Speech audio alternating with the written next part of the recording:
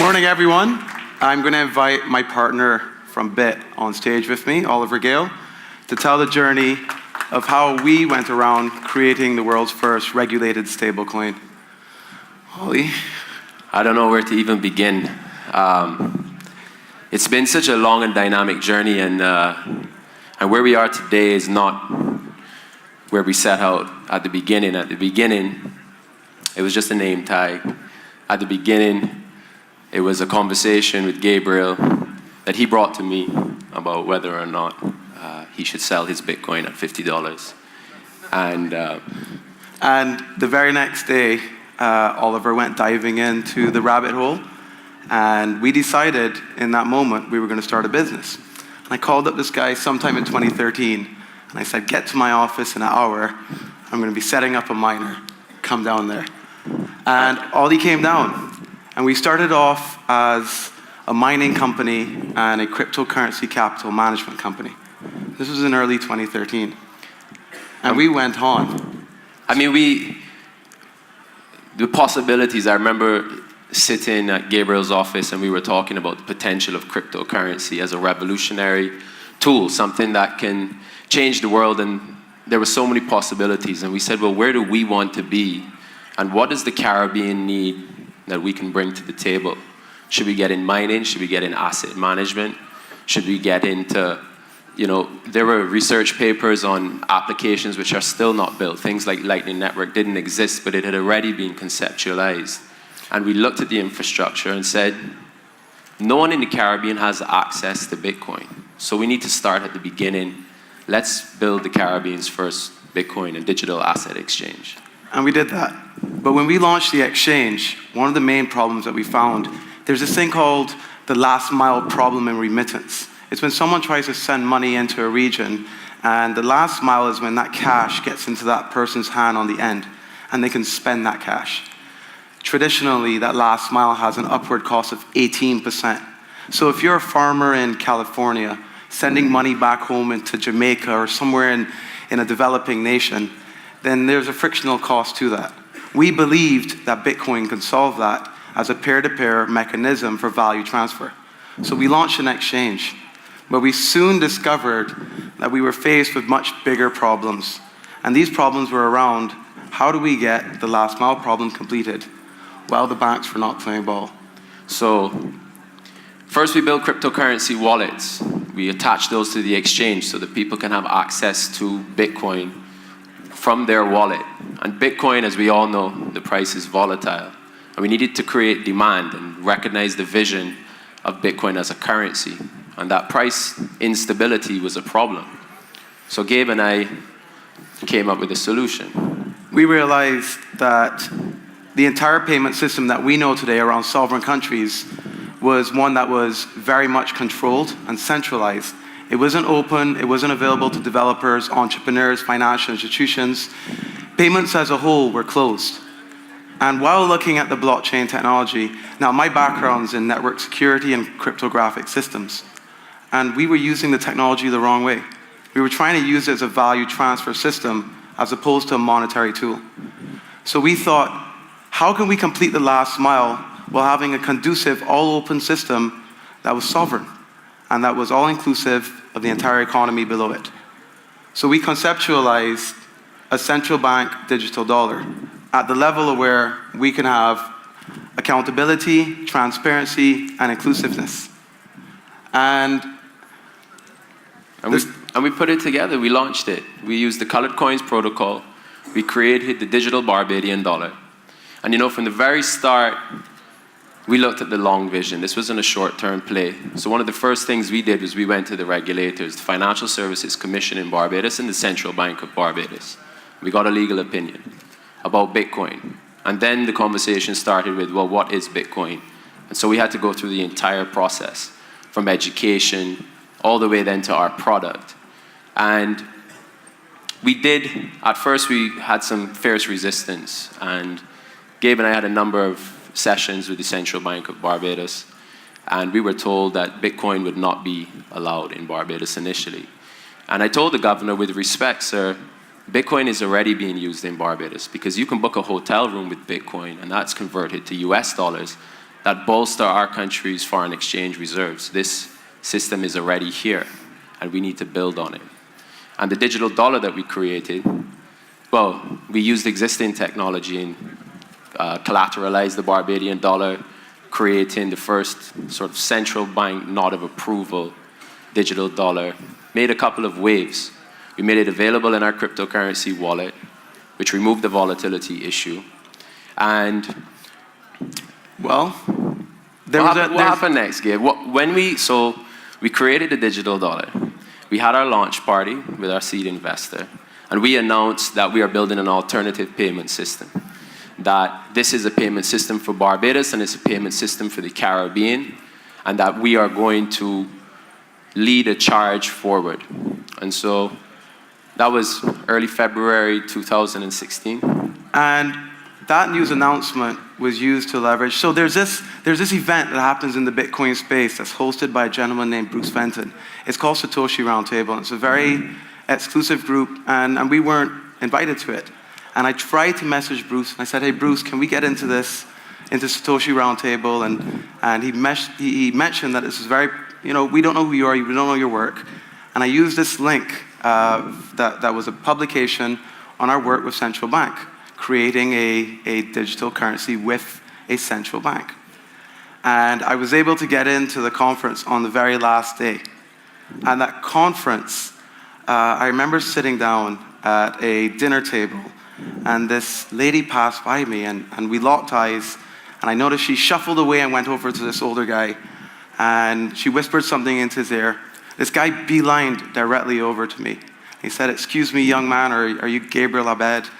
I said, yes, I am. He said, oh, well, I'm a massive fan of your work. What you have done is turn back the dials of controls of central banking and provided accountability and traceability to their monetary supply. Oh, and by the way, I'm Dr. Patrick Byrne. Can I sit down and join you at a table? And that conversation ended up sparking one of the greater turning points of our organization. Because later on in the night, I met up with Patrick around 11 o'clock randomly, and we spent about 8 hours or 9 hours throughout the night talking about the concept of what is a central bank digital currency, what does it mean for an economy, what does it mean for the global money movement market, and what could it really do to empower people. And in that 8-hour session, I probably ran 20 miles back and forth between my hotel room and his, grabbing documents and grabbing different brochures to prove what we were doing was real. And at 4 a.m. in the morning, this guy calls people from the UK Foreign Office, the Barbados government, senators in Trinidad that I had used as reference points to ask them if this project was legitimate and if it was happening. 7 a.m. that morning, I call my team in Barbados and I tell them, get ready, get ready. I'm about to jump on a private jet. I'm coming home with this guy. And I think... So Gabe calls me and he's sounding very frazzled. He says, Ollie, I'm coming home. I'm coming with the investor. Get everyone ready. Get the Prime Minister, get the Minister of Finance, get Invest Barbados, get the team ready. We're coming in. I'm about to take off. I'll see you in a couple of hours. Let's do this.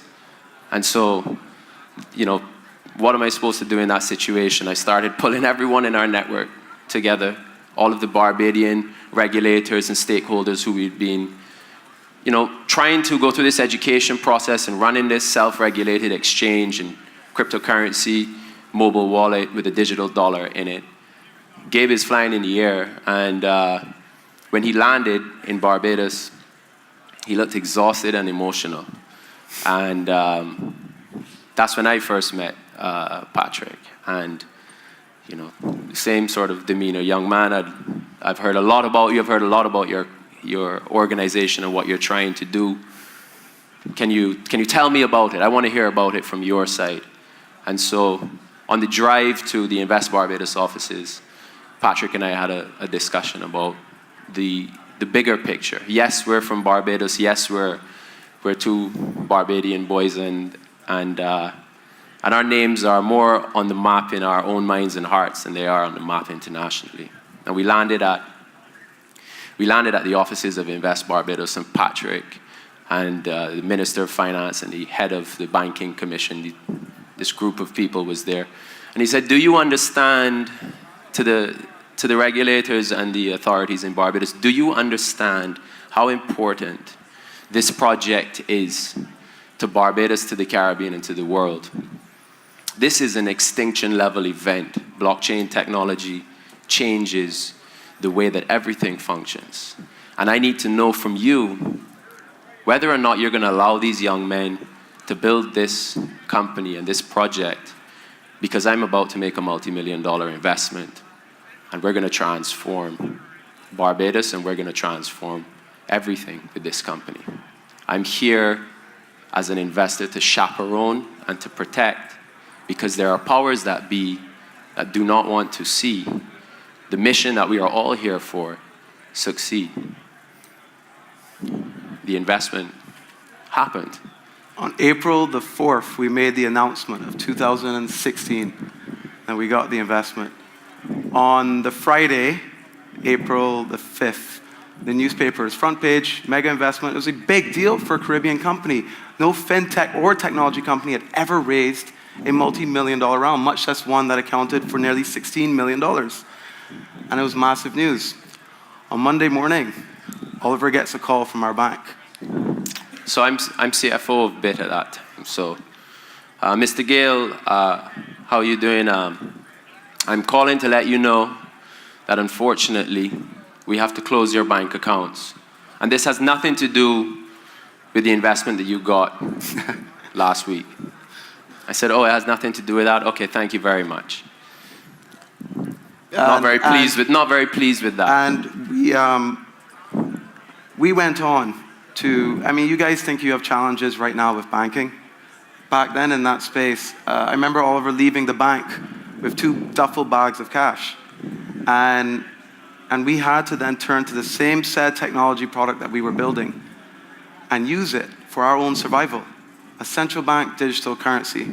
We end up a fintech company that doesn't have the technology of a checkbook or a bank account. And we're trying to leverage blockchain technology to revolutionize payment systems in the Caribbean. And we have a room full of cash counting machines and vaults distributed across the island. And we have this mobile money wallet that we're building. And Gabe and I sat down and said, as we have said many times before, we will not be beaten. How are we going to solve this problem?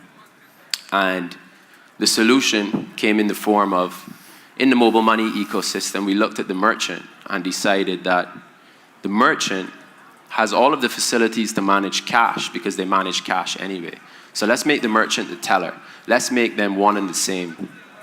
And let's facilitate a mobile money which is backed by cash today. And when the tides turn, we will have it backed by bank accounts and more modern payment systems. So, Oliver, why don't you tell the crowd the importance of a central bank digital currency and why we went down that road? Because we haven't touched on that point yet, and everyone's probably wondering, why would a central bank or an economy or a country want to create a central bank digital currency? Absolutely. So, when you create a mobile money or a stable coin, there is a custodian, and that custodian presents risk. And so we looked at the trends that would have to come and said, well, where does this finally resolve? And where it resolves is the central bank becomes once again the formal issuer of its own digital currency. And so we set ourselves in a position to solve that problem. And we've been building that solution for years. So in essence, instead of having a private e-money system that's closed off and closed loop and no one can participate in, you now have a public e-money system that all actors in society can participate in. You can send and receive freely using a public-based utility platform issued by your chief monetary authority. And that's critical from cash accounting, cash management, cash storage, cash security, cash transportation, and of course the cost to your state and your economy from the friction created of cash. In small island developing states like those in the Caribbean, up to 70% of transactions are still cash-based. And that has massive costs to an economy. So, to borrow from the words of Governor Timothy Antoine, we threw a conference in 2017 called Central Bank Meets Blockchain. And we invited governors of central banks and authorities from around the world to come to Barbados to hear what we have been doing and to hear of what we plan to do. And a hurricane had just ravaged the Caribbean and most of the Eastern Caribbean islands. And Governor Antoine was one of our keynote speakers, and he got on stage and he said, "This cannot continue. Our economies are struggling. We are suffering at the hands of correspondent banks. These banks have effectively sanctioned countries like Belize by removing their US dollar facilities. And the Caribbean and our islands need to take control of our destinies again, because this is an issue of sovereignty, an issue of sovereignty of your payment system. And this is where the central bank and distributed ledgers come back into play. Because what we are doing is empowering each nation to have a financial system that has the characteristics of blockchain technology.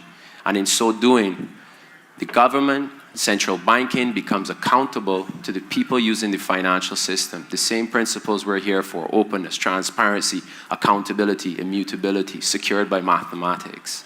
And so we are giving power back to our independent islands in the Caribbean, and we believe this should happen across every nation globally. And using central bank digital currencies, central banks and economies are now able to do more advanced economic agreements, such as economic direct currency swaps, multilateral clearing facilities, and a lot of economic jargon, which basically means direct trade between member nations that don't need to depend on other jurisdictions for their settlement.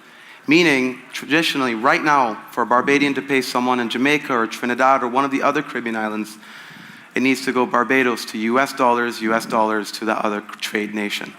As opposed to right now, where central banks can use this smart, programmable digital layer to settle directly between each other, and thus creating a parallel between the cryptocurrency and Bitcoin world to that of the modern age of digital central bank currencies. So Gabriel, we started with the name tag, a dream, determination, and passion.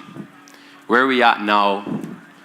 Where are we at now with the Eastern Caribbean Central Bank? Where are we at now with Prime Minister Mia Mottley in Barbados? So today, fast forwarding a few years, today, as of January of 2018, we launched the complete ecosystem on the island of Barbados. The ecosystem today represents merchants and tellers and mobile wallet users using Barbadian dollars across the island to settle and receive payments. We're working with several central banks, including the Eastern Caribbean Central Bank, the Barbadian Central Bank, and the Central Bank of Curaçao and St. Martin, towards building this future of digital currencies and direct settlement between member nations. And so, I mean, just to add to that point on Barbados, Barbados created a fintech sandbox environment. We had a change of administration in the middle of last year, and Prime Minister Mia Mottley came in and said, "I'm focused on two things: stabilization and transformation. We're moving to e-government, we're moving to digital fiat currency, and we're going to create the environment to support blockchain technology and financial technology." And within that environment, we have seen really huge steps. The things that we were fighting against, these doors have been opening. So now we're running out of time. So I'll end it by saying that if there are any entrepreneurs in the room, I can tell you that we've pivoted 100 times. Our business model has changed, and we were able to build something great. So don't stop. To the central bankers in this room, we've been doing this for 5 years. We have an amazing workshop that happens once a month, an annual central bank conference, and of course, we're always there to answer any of your questions about the future of digital cash in your economy. And we thank everyone. And one of the main things is that we stand by, it's still there on the main pillar of our building, is empower people. Thank you for your time, everyone. Thank you.